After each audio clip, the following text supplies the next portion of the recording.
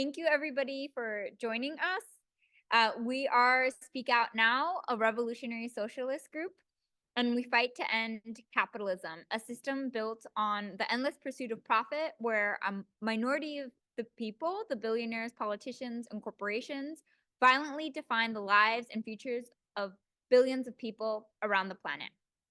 Today's event focuses on sacrifice zones, areas where concentrated levels of pollution from industries such as coal, oil, gas, and plastic directly affect the air, soil, and water in communities daily.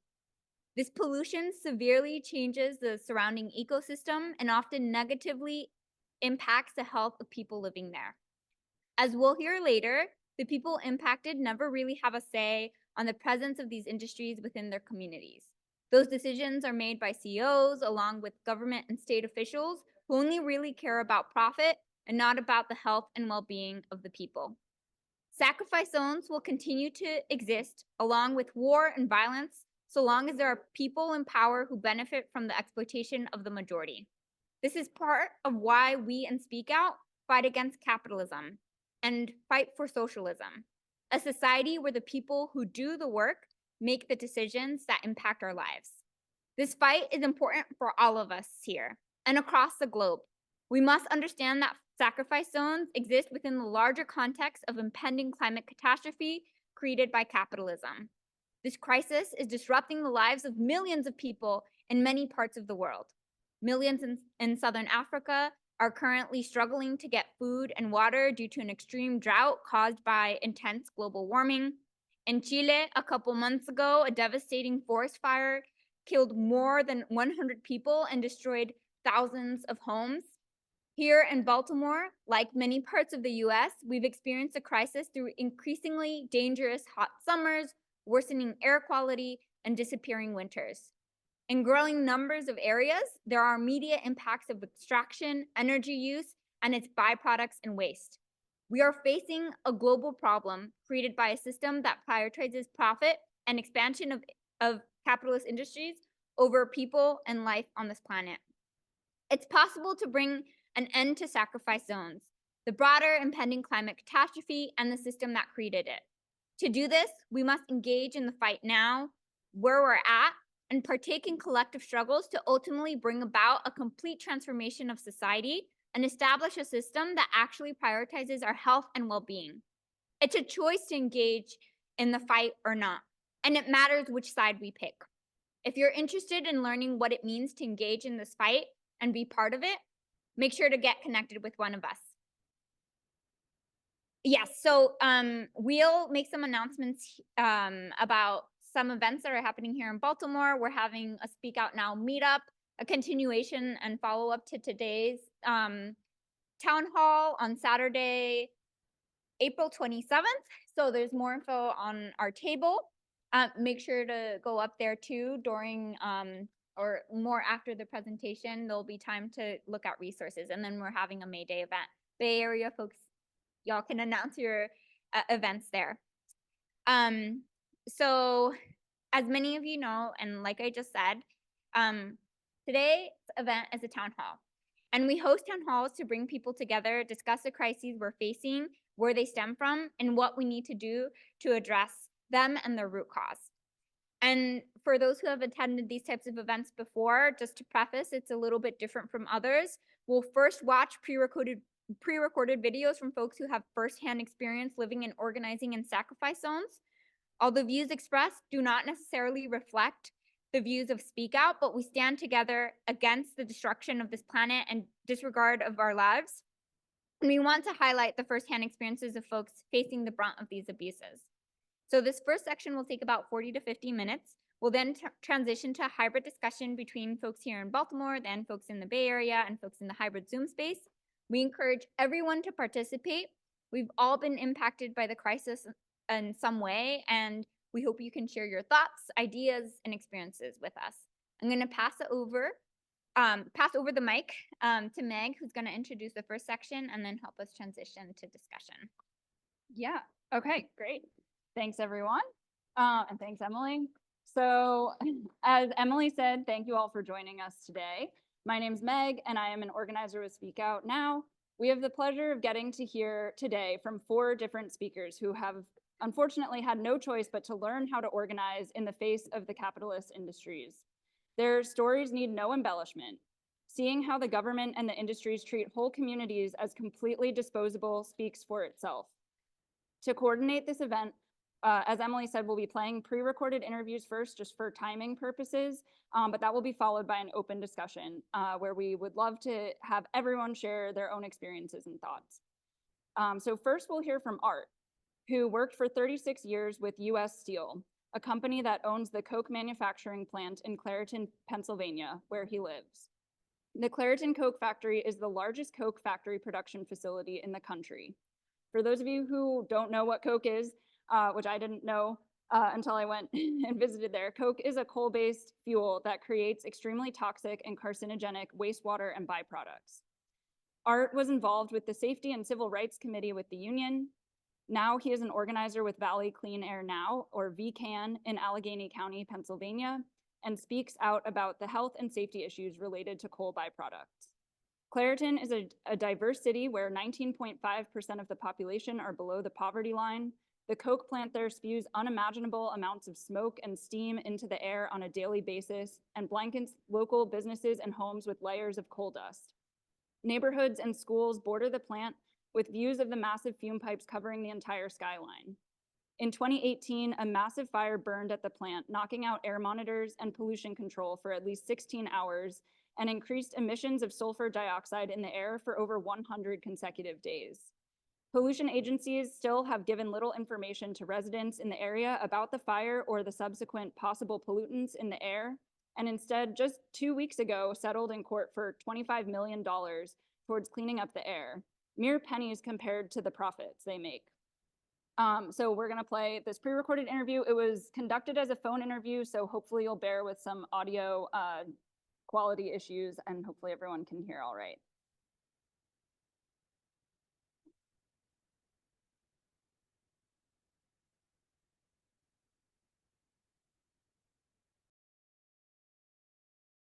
Okay, my name is Art Thomas. I've lived in Clairton for over 70 years. I'll be 80 years old on my next birthday, so probably closer to 75 years old.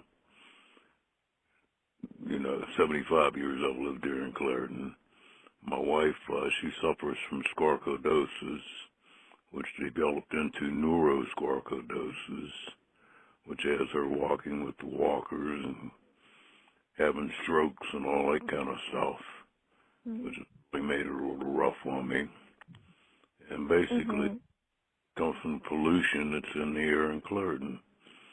I worked for US Steel. I did a little bit of research, and I got into the sarcoidosis thing, and they found out that it was very high number of people that suffered from it in the rural South, where they use coal byproducts to suppress the dust.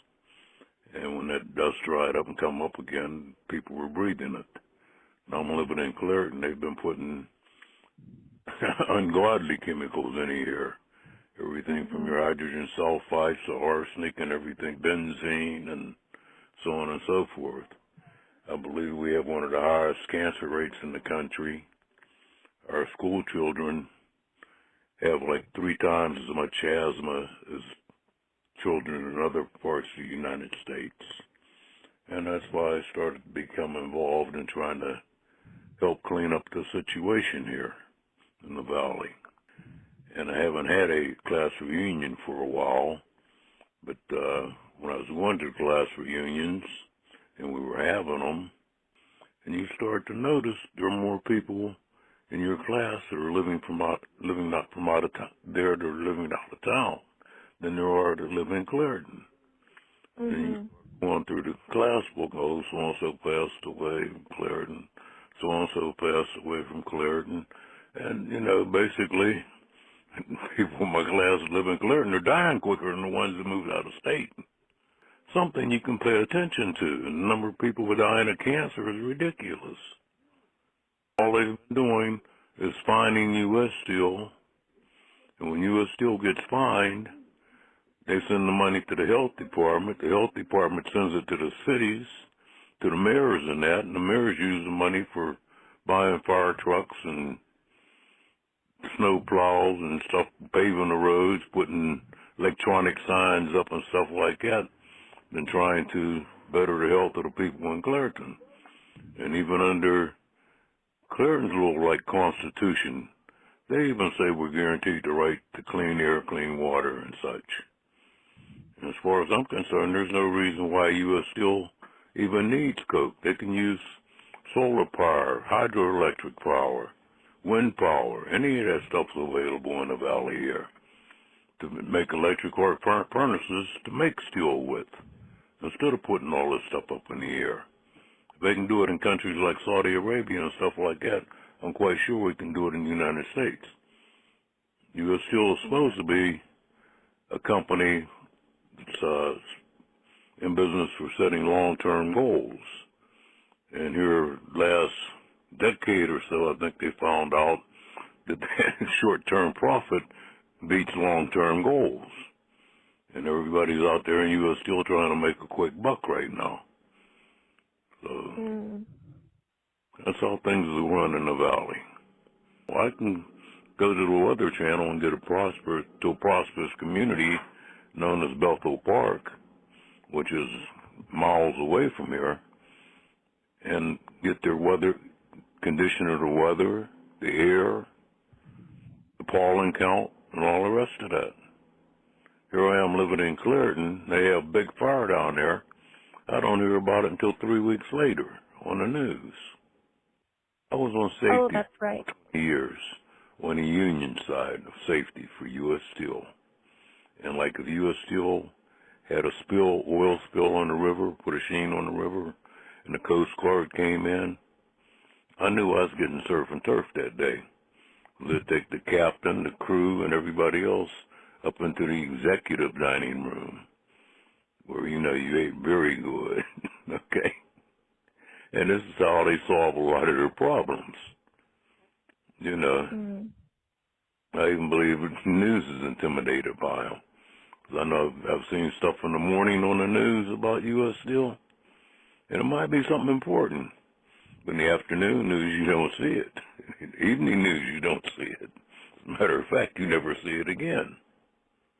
The main thing is really educating the people so that they know what they're breathing. A lot of people, Clairton's Mill's paying taxes, and they had a lot of people working in Clairton Mill, I don't want to see them lose their jobs. Very few people from Clairton work in Clairton Mill. Okay, most of them come from out of the country into Clairton Mill, and they got a bunch of contractors down there that's replaced the original employees. I think that's one of the reasons why they have so many fires and stuff like that, because they don't have the maintenance that's supplied by contractors that they did by their own original employees. Original employees, they had pension coming from there and so on and so forth. So you went to see the place survive. Contractors, the only thing they're getting worried about is their hourly pay. Well, right now, VCAM, we've given out over 400 air filters. We're planning on getting good food, medicine, and stuff like that for the people in Clairton. Right now, you can't even plant a tree hardly in Clairton. I've planted cherry trees, peach trees. I got chestnut trees, got 2 chestnut trees out here. They were good for like 1 year, and then I think the roots got down into the soil, and they died. Every tree I've tried to plant, I had one tree that had 5 different types of cherries on it. It lasted, after it started getting fruit, it lasted like 1 year and died. Peach trees died. Stuff in the garden didn't grow like it used to. You're scared to eat stuff out of your garden because you know what's falling down on top of it. I used to have a big garden. Don't have it anymore. Because of the fact that, if you're not planting something that grows under the ground, you can just about forget about eating it. It's not going to be good for you. When I was coming up, I could go through the neighborhood and have lunch. Apple trees, pear trees, plum trees, cherry trees, just all over the place. Now you can't even find a fruit tree hardly. Like East Palestine, they replaced all the dirt and everything like that. They had a short-term exposure. I'll give them credit, it was some worse stuff. They should have never burnt that stuff up.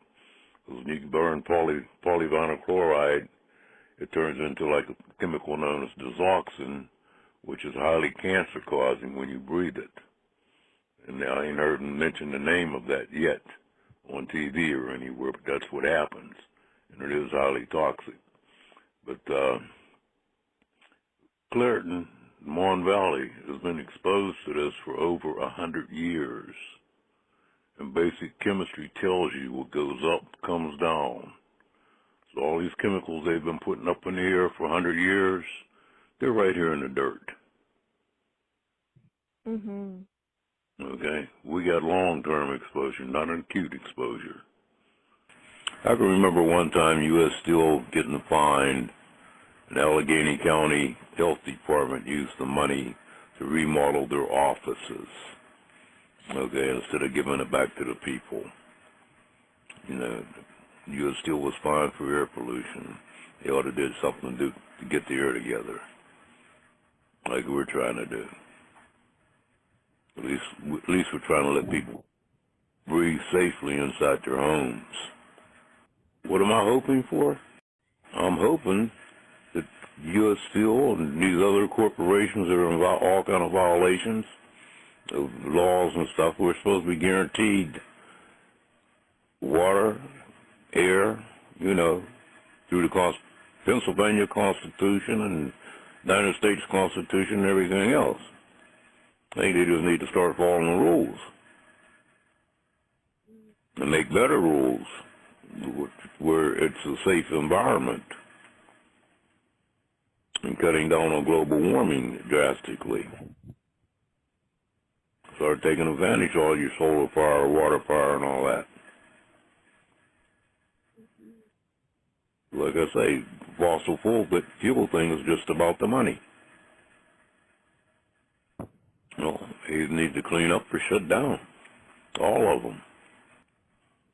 They have much right to life as they have to money. Because they can't put a price on life, but it seems like that's what these corporations and politicians are doing.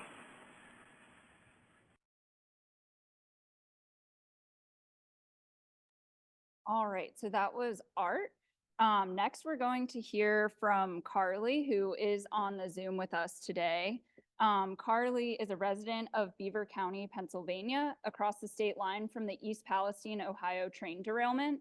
A Norfolk Southern train transporting cars of an extremely toxic chemical called vinyl chloride used for plastic production derailed due to outdated safety mechanisms and led to one of the largest chemical spills in US history about 1 year ago.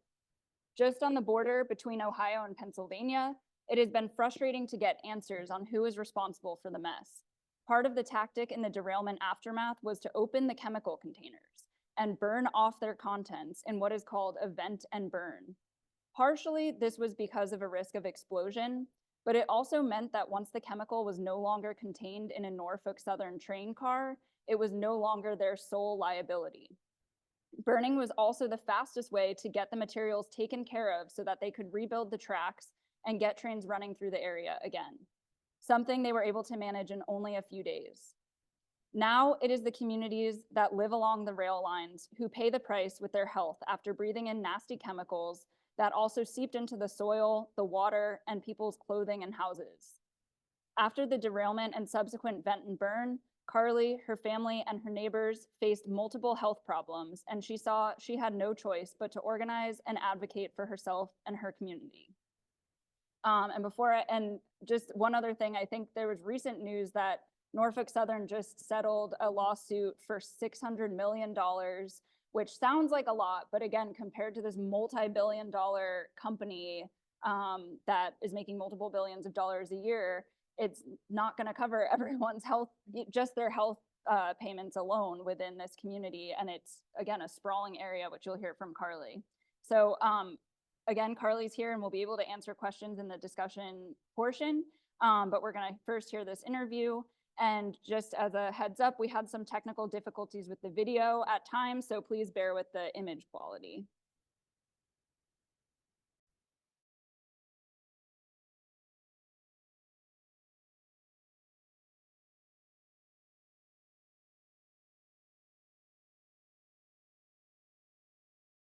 My name is Carly Tuno. I am from Chippewa Township, which is in Beaver County, Pennsylvania. I was born and raised about a mile from where I live now. I would say my roots run deep in this town. Married somebody that graduated from the same high school as me. It's always been a working class area, I would say. You know, all of our kids play sports. It's a pretty tight knit community. I work at a local bar down the road.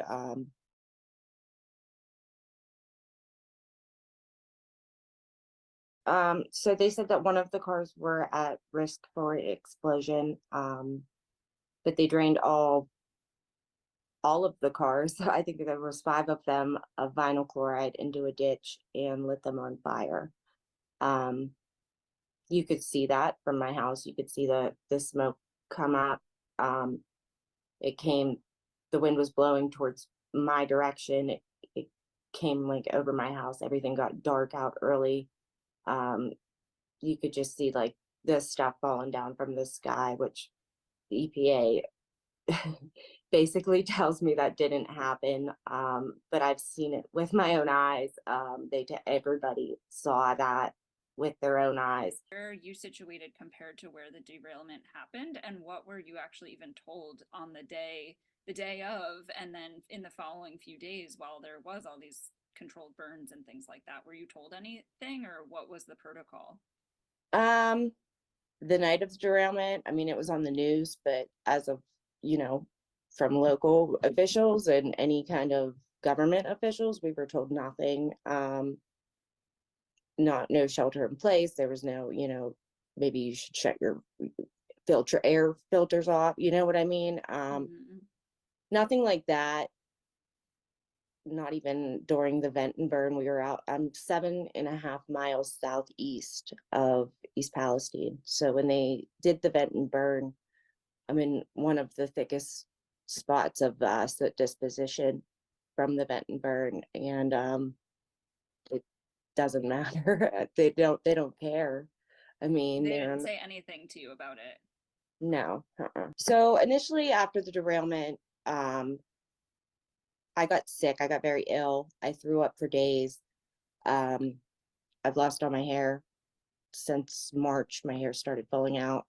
My father-in-law, who lived here at the time, he ended up in the hospital the week after the vent and burn with pneumonia and bronchitis. My kids had rashes on their bodies.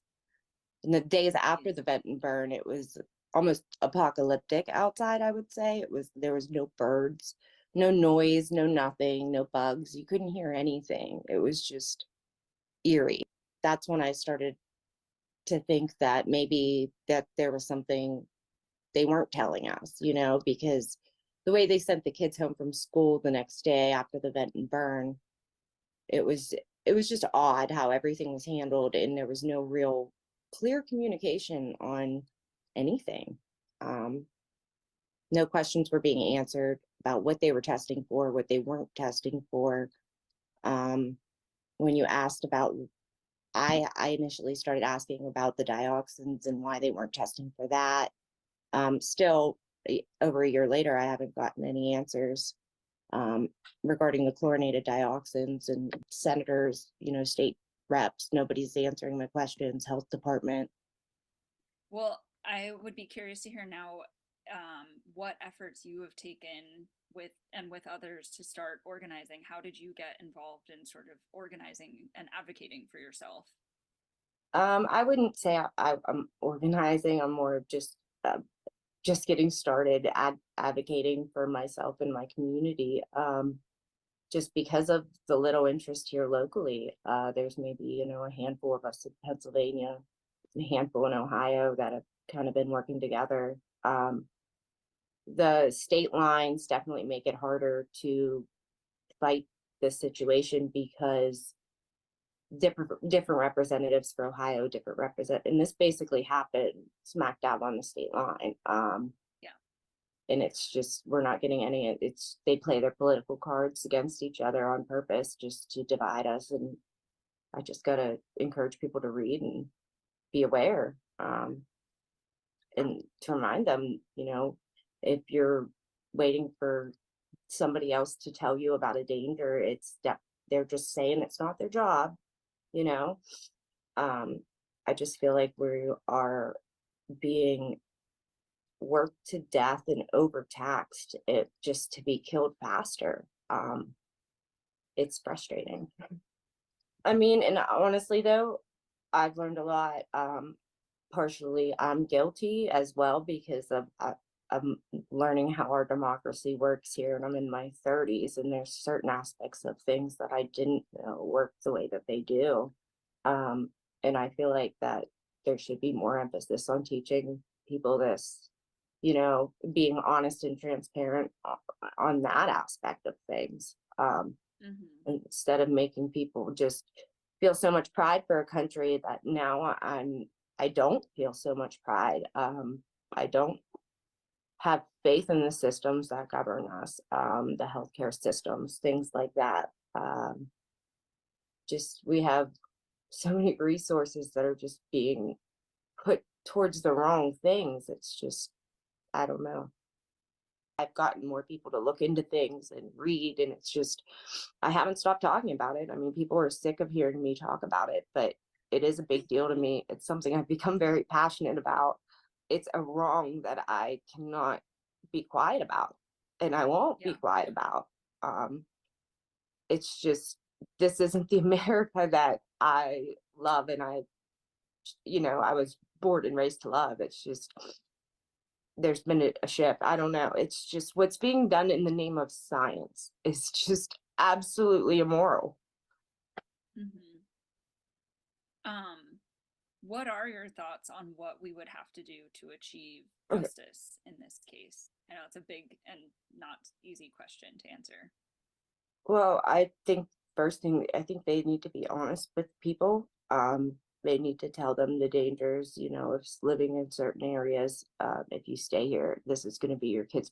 1 out of 5 kids here are going to get cancer. They need to straight up tell people without, dodging certain questions. It's just, I think that the EPA, I question everything that they do. I don't think that they should be getting any funding from anybody's tax dollars in this country after what they've done here in this situation. They do not care about people or the environment. They are not protecting anybody ever.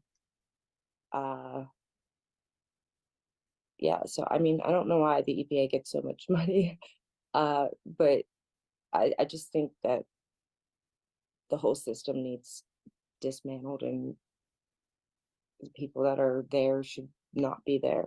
It's the people that are supposed to be protecting us aren't. I don't understand why they're still getting paid. If I have to do the work, give that money to me. Yeah, seriously, you should be getting that. And I said that from the beginning. I told the guys at the EPA, like, do you need me to come? If you put me on the books, I'll just stay right here and work with, I'll tell you what you're doing wrong.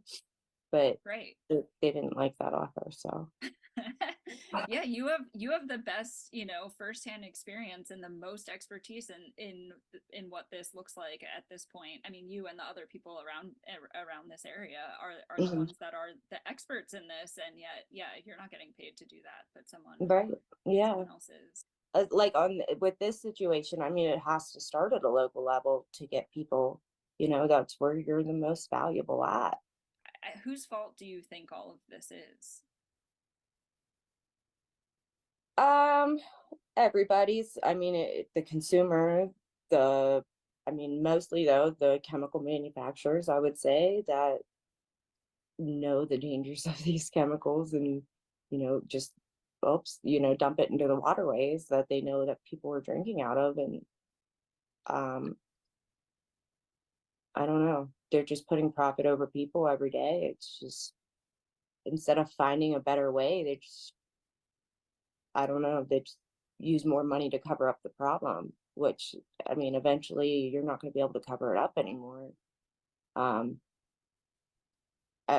just don't know. I don't know the answer to how to make things right. The government not regulating it, not holding them accountable, definitely doesn't help either. That's the last question maybe I'll ask is how do we do you think we have power to change these things?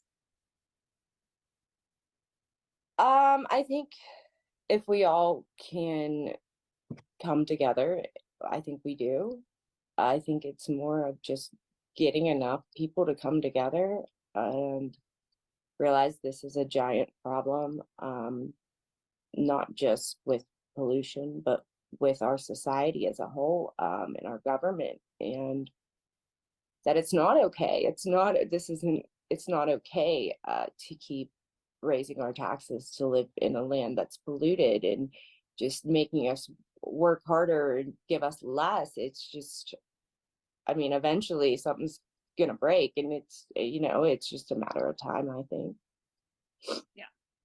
Yeah. Well, I agree. And I want to be fighting alongside you when that break happens.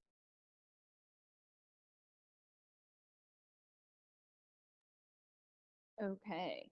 So next we will hear from David, who is with what? Oh, sorry, I thought you were. Okay, next we'll hear from David, who is here with us in the room in Baltimore, who is a resident of Curtis Bay, which is an industrial neighborhood in South Baltimore. I met him in the year after a major explosion happened at the local coal terminal, where tons of coal are stored in an open air heap, waiting to be sent on ships overseas to be made into steel. A methane buildup in one of the silos led to an explosion that rocked houses and surely sent unsafe levels of coal dust and particulate matter into the air and into our lungs. Curtis Bay sits nestled into industrial zones of Baltimore City along the water, where over 70 polluting industries have facilities to produce chemicals, asphalt, cement, dispose of biohazardous waste, and to store coal, just to name a few. This includes the country's largest medical waste incinerator, which was just sued a record $1.75 million, which again is pennies to these massive companies, for improper handling of biohazard waste.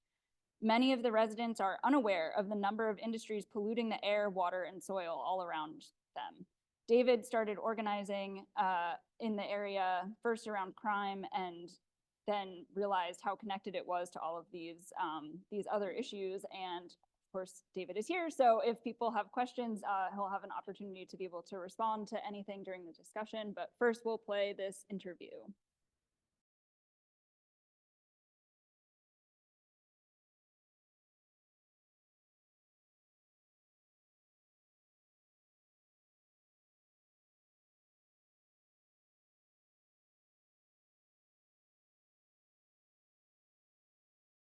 My name's David Jones. I've lived in Curtis Bay for over 35 years. I mean, pretty much how I got started in this, I tell everybody, it's kind of unconventional, but, I kind of feel like I had an epiphany or an awakening in a sense. I feel like most of us go around in our day to day lives and we're really blind to a lot of the things that are going on around us, whether it's, just our everyday lives or because we're just ignorant to the fact of things that are going on. And I didn't really get and started in the environmental aspect of it. I got more upset at the fact that things as far as crime happening, people didn't care about it. They didn't care the fact of what happened to me and the fact that someone lost their life before what happened to me um, happened, and it really infuriated me. And then it led me to someone who was just as infuriated and said, let's meet. So once I did that and then started to understand a little more dynamics of how community works, and tried to get more involved and met everybody else, and started to see the things that, again, I was ignorant to or just blind to, because unless you're educated on these things, you really don't know what the effects are to your health and public safety. You just don't. And until something actually happens like the coal explosion, you don't know. It doesn't really affect you, and it doesn't affect a lot of people. I think is the crazy thing to me, is that even people I've met in this community that have lived here for a long time don't even know the dynamics of a lot of things that go on around here. I've always known about the coal. I mean, you can't miss it. I mean, the only difference is now we have these big buildings out here that block it off a little bit. But as a kid, going down to the coal piers and fishing off the coal piers and hanging around the train cars and playing on the tracks and just doing things kids do. To us, it was just a part of the community. We didn't really think about it. It was part of our landscape in a sense. Most people live in an area, they have parks and woods and stuff like that. We have some of that, but mainly this is what we have to deal with. So it's pretty heart wrenching, and the fact that I lost a lot of people I grew up with, and a lot of people I know ended up having serious health issues or moved away because they couldn't deal with it here anymore. I mean, my uncle fought, I think, for 30 plus years and just finally threw his hands up and said he had enough. I mean, they used to joke around and call him the mayor of Curtis Bay because you would think he was the mayor because he was always had his, arms up in the air screaming about the fact of what was going on around here. No one ever listened to really do anything about it. And I'm 43 now. I'll be 44 this year.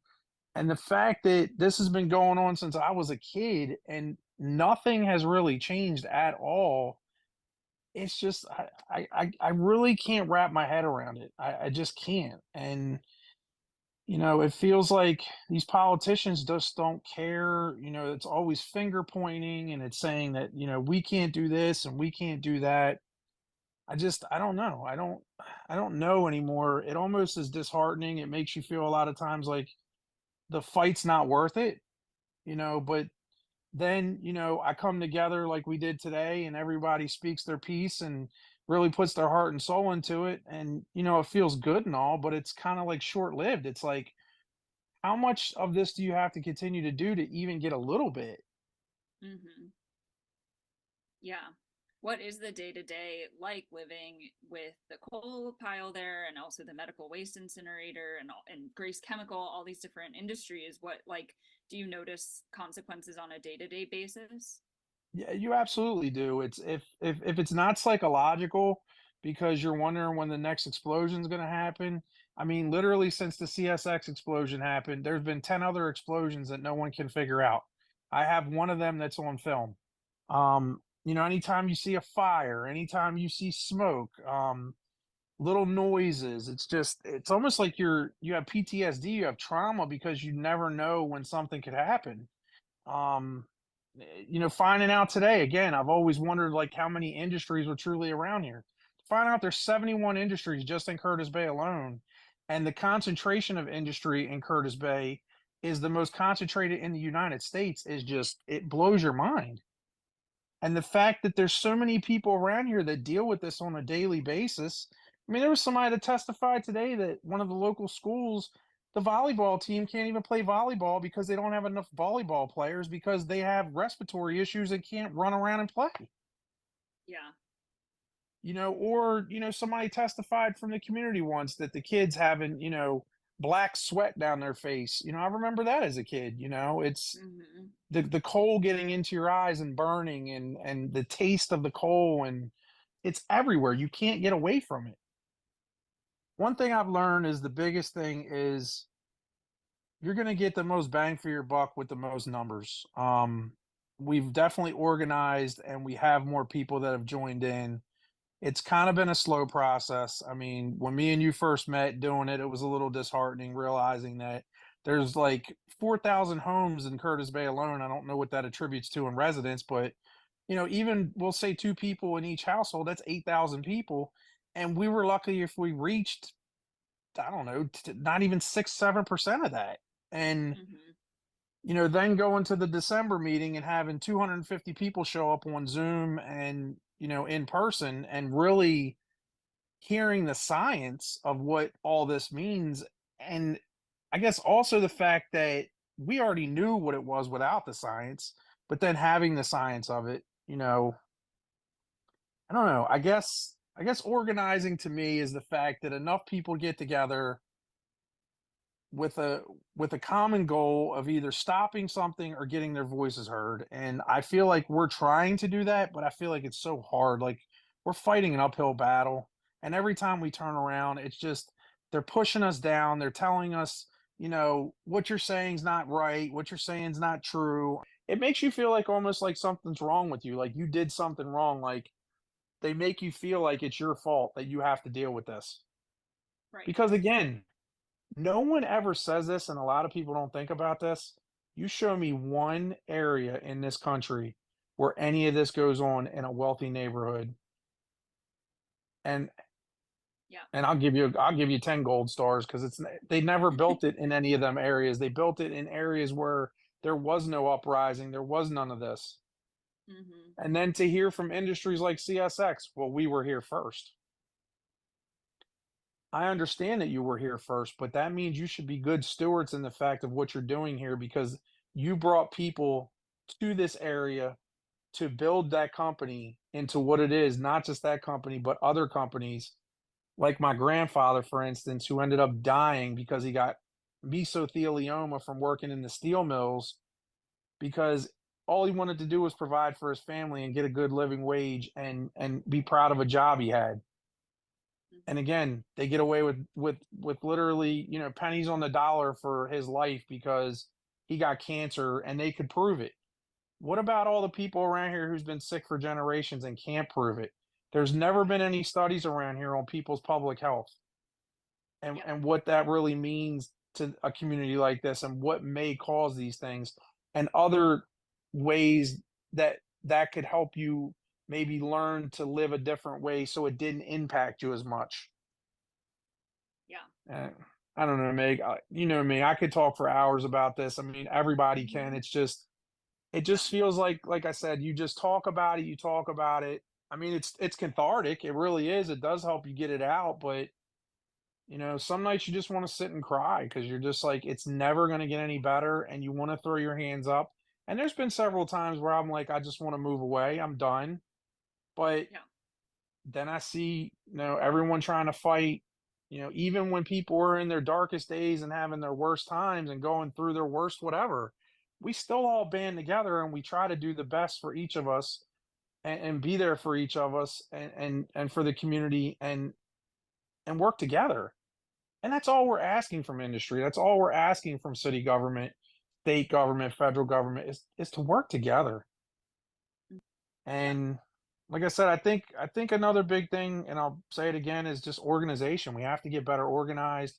We have to start defining what are the priorities and the steps that we need to follow to really get this movement going, and really banding together in solidarity with these other uh, communities, not just in Maryland, but across the United States, to stop these egregious acts.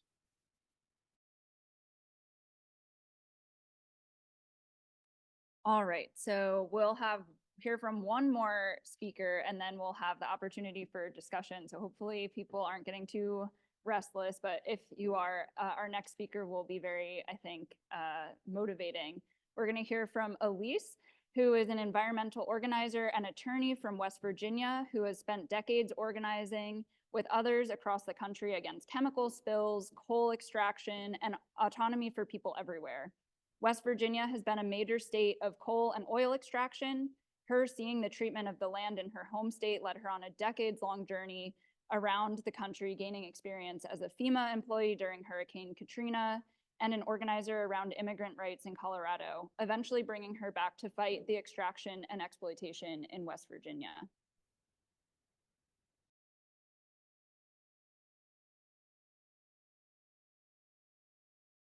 I have a rebel streak and a healthy, suspicion of authority figures because I was raised, my dad is a retired union boilermaker.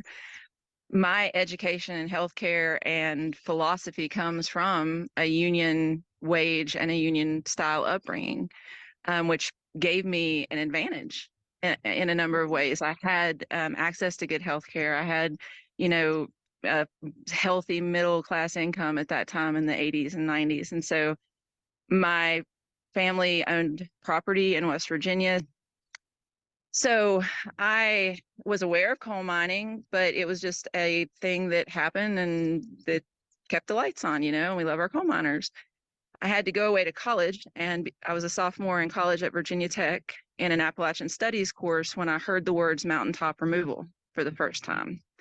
And I have since learned that that visceral reaction I felt was, my emotional body reacting to something that was my path. So I was encouraged to go to Cayford Mountain and meet Larry Gibson, and it completely changed the trajectory of my life. And I have described it before as Larry Gibson was protecting his family property from the destruction of mountaintop removal, where the mountains literally blown apart and coal scraped out and what's left pushed over into a valley. And his only mechanism of fighting it was to raise awareness. And I left that mountain with a burden unlike anything I'd ever felt, and I was just set on fire. Larry Gibson ignited the activist in me, and I did all the things that college activists do. I had, fundraisers and bake sales. After a couple years of that work, I realized that nothing I was doing was going to stop mountaintop removal. And I went to Larry and I said, this is pre 9/11. This is back when you could say things like this and not get in trouble for it. But I said, I'm ready to blow shit up. Bless his heart. He said, you seem like a smart girl. In his way of like, don't take anything for granted. Why don't you use your education and your mind in this fight instead of your body? And so that was one of the factors that pushed me to go to law school. When I reconnected with Larry, we just picked up right where we left off. And he drove me to the top of the mountain, and I looked at it, and the rest of that mountain was gone. And he asked me to come help him and raise money, and I said yes. And I applied to be his one. I think at that time it was a fundraising director position that was open for the nonprofit. And I applied for it and sent my resume in on a Wednesday, and he passed away the following Sunday. And so I didn't get to do that work with him as an adult. And I ended up stepping into a hornet's nest because when Larry passed, it divided, the environmental work in this state. My analysis of it 10 years later is there were people who were really loyal to the work, and then there were people who were really loyal to Larry. And Larry was the reason they were there. And without him and his charisma and his drive and his engagement, parts of that fell off. And so it didn't look anything like anything else. But I was in that position with Keepers when the Elk River chemical spill happened in Charleston. And so I was living in Charleston, bathing in the water, drinking the water, cooking in it. And within 24 hours, we had people on the ground delivering to people who needed water. And 2 weeks later, the Red Cross showed up and delivered truckfuls of water to, the population centers. So we recognized that being in the right place at the right time with the right connections, the people who are always there are the folks who are working in the community. I mean, it was 2014 for crying out loud. Like we have people trying to figure out how to do stuff on other planets, and we can't figure out how to get water to 9 counties in West Virginia. That's on purpose. You reach a point where you have to look at these things and say that has to be on purpose because there's no other explanation. And I come back to Hinton, West Virginia, and I literally was here for like 2 months, and all of a sudden I start hearing about a pipeline, natural gas pipeline. Okay, well, natural gas serves communities. There are pipelines around. Oh, this isn't serving anything. It's a transport pipeline. Oh, and that they're going to just trench rivers and go over mountains. So here we had an opportunity to get ahead of an industrial project, to get ahead of the destruction, to get into the communities ahead of time. And I would go into these communities with these presentations, and I would say, here's what it is. Here's what it looks like. Here's where the gas is coming from. Here is the size, the mat. Here's what it looks like in other places where they do it. Here is the process with FERC. Here's the process within your county. And I remember a couple meetings where folks from the industry would come and try to disrupt the meeting. They would hear that, the community was meeting on this, and so they'd send somebody. And this person would stand up and start, telling me I was there to stop a pipeline. And I would say, I don't care if you're for the pipeline or against it. You have to make an informed decision. You have to know what it is before you make that decision. And where you land after that is your business. but the industry is not being forthcoming, so we are filling in that information. And all they could do was sit down and wait for the end of the meeting because we weren't there to antagonize. Now, once people learned what was actually happening, you didn't have to agitate. You could go in there and get people riled up. Once they got their head around the implications of this thing, they understood it and they became active on it. And they rocked it. The communities rocked it. The people who got ahead of this pipeline killed it. We had the longest tree sit in U.S. history in Virginia to hold up a pipeline. And when they took them to court and said, we served them and we want them removed, the judge said, well, which state are they in?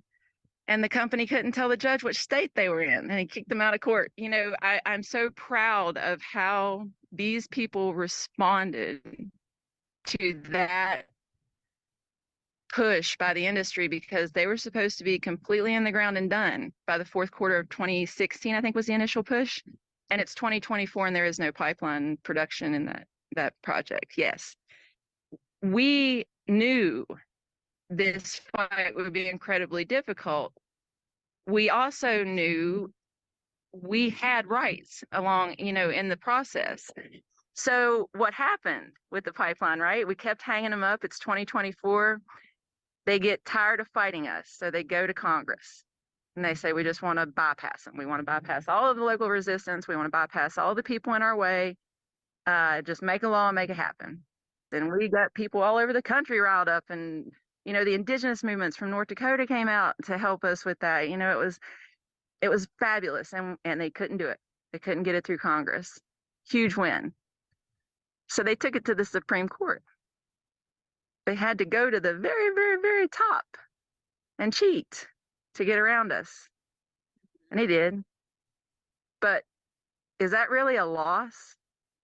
That's when I circled back to some of the folks on the ground, I was like, think about that. They had to deal with us like they deal with a foreign country. This is not a loss of anything. This is a statement of how powerful we really are. We didn't let them just roll through and trash this part of the state like they've done every other part of the state. We spoke truth to power at every moment we could. We submitted thousands and thousands of comments. We showed up at hundreds of meetings and we participated, and we still got a pipeline. Ultimately that's the end game, is if you play by the rules and what they've set up, you're going to land in the same spot. You feel empowered fighting it like you have some rights, right? But then you still get the same thing. And so that's where I am now. So that's kind of the evolution of me as an organizer. Is you heard me for the first time a couple weeks ago say, we need to start breaking the rules. We need to start finding the places that it doesn't work and changing it. Because in theory, that's what our democracy should do. If you're really talking about a living, breathing thing that evolves and meets the needs of the body politique, then, we can take it back to those original fundamental theories of what it's supposed to do and evolve and grow to.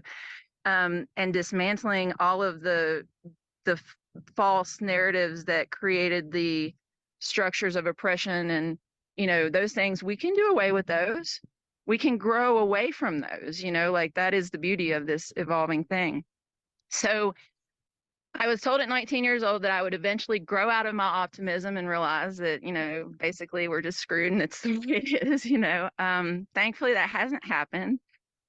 So I'll stop there and just say that I've circled back to doing a lot of looking at Mother Jones and early mine organizing around the mine wars, because it's always a sub-narrative we talk about within extraction in West Virginia. But I feel like we need to revisit that, 100 years later, almost exactly 100 years later, here we are having these conversations. And I think it's a testament to what the union did and pointed out as to why 100 years later they want it to still go away, right? Like the Union Railroad workers that were trying to raise the flags and shut stuff down before East Palestine happened were told, you can't strike. The country told them, you can't strike, right? And that's not okay. because that's the whole point of what they were trying to do, is say this shouldn't be happening, right? So I'm looking back at some of those old historical Mother Jones, and the folks that broke the rules and encouraged others to do it in a way that was for a purpose. And I think it's important to understand that it needs to be intentional and it needs to be purposeful, but it also needs to be. It needs to happen.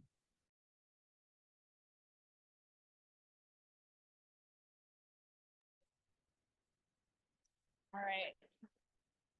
We have applause here in Baltimore. So thanks everyone. I know it's a lot of like watching videos, but I hope it was interesting and useful. And now I hope we'll have a really fruitful discussion. It's already 8, so it'll probably be about a half-hour discussion, and then we can still have in-person discussion if you're in person.